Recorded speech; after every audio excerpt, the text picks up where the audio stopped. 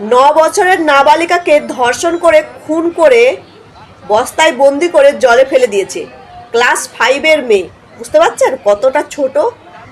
ঘটনাটি কি ঘটেছে এলাকাবাসীর কাছ থেকে শুনে নিন।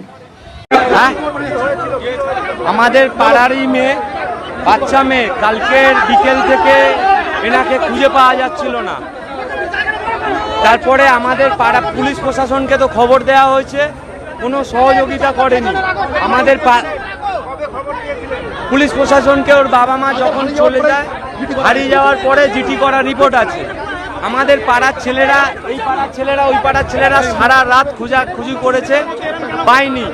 রাত্রির বেলা থেকে সন্দেহ হয়েছে, সকালে গিয়েছে ভিডিও ফুটেজ দেখে, দোকানের ক্যামেরার ফুটেজ দেখে আমরা দুজন ছেলেকে সন্দেহ করেছি।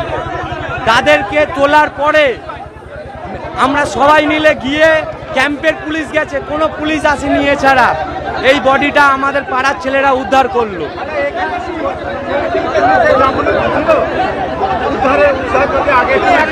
না, উদ্ধারে শুধু আমাদের ছেলেরা ছিল, আর ক্যাম্পের একজন ব্যক্তি ছিল, বয়স্ক ব্যক্তি। আমার নাম অরূপ নস্কর। মেয়েটাকে যা পজিশন বোঝা যাচ্ছে, কিছু ছেলে ছিল 4 জন, তারা সবই হিন্দু ছেলে, আনন্দ নাম, গোড়ে নাম, আমাদের এই সামনে ব্যাংকের পিছনে বাড়ি। ওরা সম্ভবত পোস্টমর্টম না করলে জানা যাবে না, তবে ওরা মেয়েটাকে নৃশংসভাবে রেপ করতে পারে, করে ওরা পাশবিক অত্যাচার করে মেরেছে। আর আসামিগুলোকে ছাড়িয়ে নিয়ে চলে গেছে শান্তনু মণ্ডল বলে আর একজন ছেলে। আর এই আছে, এই জোবানো ছিল জলে, এখনো এই এভিডেন্সটা এখানে পড়ে আছে।